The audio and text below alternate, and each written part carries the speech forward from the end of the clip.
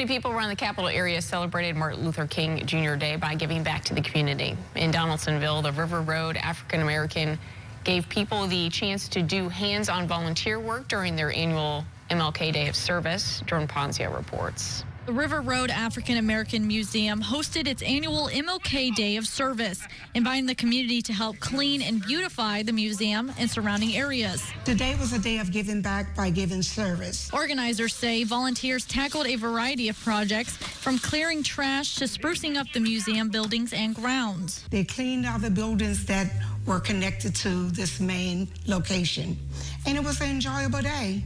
The event drew one of its biggest crowds yet, with families, students, and community groups coming out to lend their time and energy. 100 or so people, I'm sure, showed up.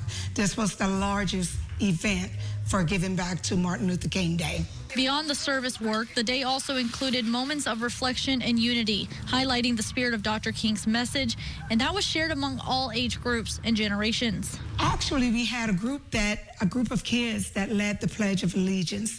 That was pretty powerful because it wasn't designated to just one group of people. Jordan Ponzio, WBRZ News 2.